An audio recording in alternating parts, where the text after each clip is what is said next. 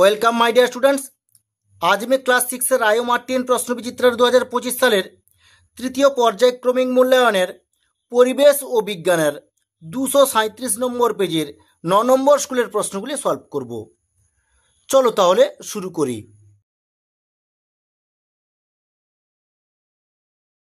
Class 6 পরিবেশ ও বিজ্ঞানের রায় Martin প্রশ্নবিচিত্রার 237 নম্বর পেজের 9 নম্বর স্কুলের একে দেখিয়েছে সঠিক উত্তরটি নির্বাচন করো। একের দাগ, একটি জটিল যন্ত্রের উদাহরণ হলো, এর উত্তরটা হবে সি ড্রিল মেশিন। একের দাগ, মাটি খোঁড়ার জন্য ব্যবহৃত যন্ত্রটি হলো, এর উত্তরটা হবে এ শাবল। একের দাগ, স্ক্রুয়ের গায়ে যে ধাতব প্যাঁচ থাকে তা আসলে একটি, এর উত্তরটা হবে এ নততল। একের দাগ, একই বৈশিষ্ট্যযুক্ত জীবকে বলে, এর উত্তরটা হবে সি প্রজাতি। একের দাগ, জীব ও জড়ের মধ্যবর্তী পর্যায়ের বস্তু হলো, এর উত্তরটা হবে বি ভাইরাস। একের দাগ, একটি মোলাস্কা জাতীয় প্রাণী হলো, এর উত্তরটা হবে ডি শামুক। একের দাগ, ঢেঁকি শাক এক ধরনের, এর উত্তরটা হবে বি ফার্ন। একের দাগ, বাংলার কীটপতঙ্গ বইটির লেখক হলেন, এর উত্তরটা হবে বি গোপালচন্দ্র ভট্টাচার্য। একের দাগ, মৌমাছির ডানার সংখ্যা হলো, এর উত্তরটা হবে বি 4টি। একের দাগ, তিমির সাঁতার কাটার অঙ্গ হলো, এর উত্তরটা হবে ডি ফ্লিপার। একের দাগ, পৃথিবীর সবচেয়ে বড় প্রাণী হলো, এর উত্তরটা হবে বি নীলতিমি। একের দাগ, একটি স্বাস্থ্যকেন্দ্র থেকে পাওয়া বর্জ্য হলো, এর উত্তরটা হবে এ ইঞ্জেকশনের সিরিঞ্জ। একের দাগ, বাড়ি তৈরি করার সময় একটি অদ্ভুত বর্জ্য হলো, এর উত্তরটা হবে বি পাইপের টুকরো। একের দাগ, প্রদত্ত কোনটি মাটির সঙ্গে মিশে যায় না, এর উত্তরটা হবে এ কাঁচের টুকরো। একের দাগ, জল একটি, এর উত্তরটা হবে বি যৌগিক পদার্থ। একের দাগ, মিথেনের সংকেত হলো, এর উত্তরটা হবে এ CH4। একের দাগ, সোডিয়ামের চিহ্ন হলো, এর উত্তরটা হবে সি Na। একের দাগ, SI-তে সময়ের প্রাথমিক একক হলো, এর উত্তরটা হবে সি সেকেন্ড। একের দাগ, ঘড়ির সেকেন্ডের কাঁটা একবার পুরো ঘুরতে সময় নেয়, এর উত্তরটা হবে এ 1 মিনিট।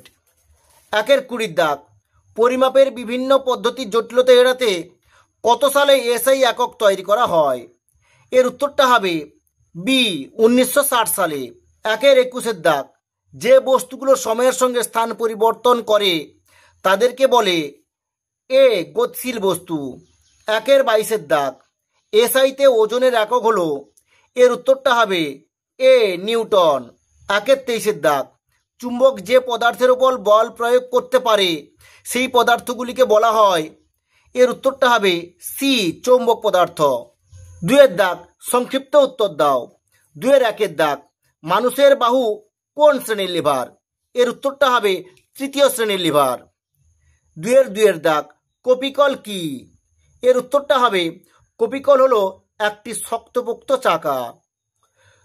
তিনের দাগ, বীজপত্র কাকে বলে, এই প্রশ্নের উত্তরটি তোমাদের পাঠ্য বইয়ের 148 নম্বর পেজে তোমরা এখান থেকে এইটুকু লিখে নেবে।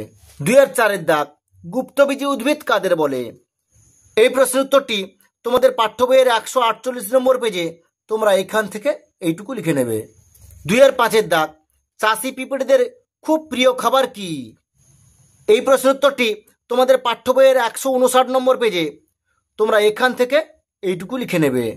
ছয়ের দাগ, তেলাপিয়া মাছ কোথায় বাসা বানায়, এই প্রশ্নের উত্তরটি তোমাদের পাঠ্য বইয়ের 170 নম্বর পেজে তোমরা এখান থেকে এইটুকু লিখে নেবে।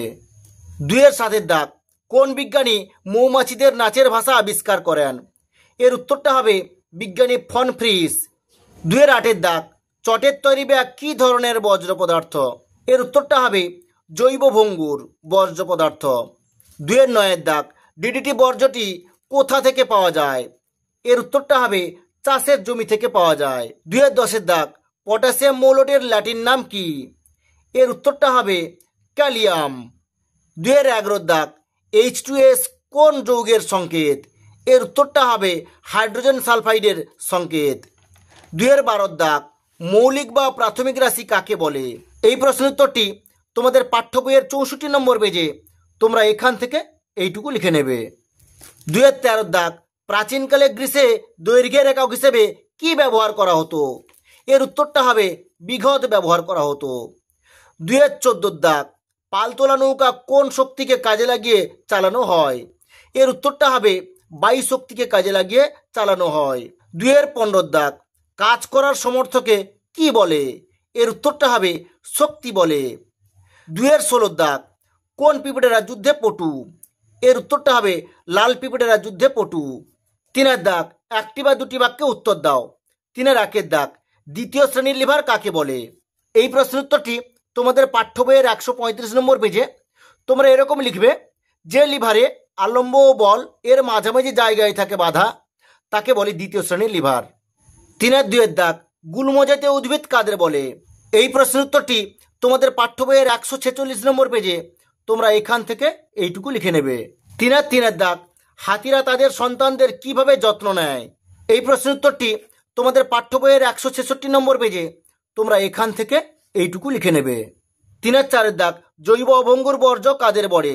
উদাহরণ দাও। এই প্রশ্নের উত্তরটি তোমাদের পাঠ্য বইয়ের 177 নম্বর পেজে তোমরা এখান থেকে এইটুকু লিখে নেবে। এর উদাহরণটা লিখবে প্লাস্টিক। 3-এর 5-এর দাগ, পরিশ্রাবণ কাকে বলে? এই পদ্ধতি কোন ক্ষেত্রে প্রযোজ্য? এই প্রশ্নের উত্তরটি তোমাদের পাঠ্য বইয়ের 53 নম্বর পেজে তোমরা এখান থেকে এইটুকু লিখে নেবে। পরের প্রশ্ন, এই পদ্ধতি কোন ক্ষেত্রে প্রযোজ্য? এর উত্তরটা হবে মিশ্রণ পৃথককরণের ক্ষেত্রে প্রযোজ্য।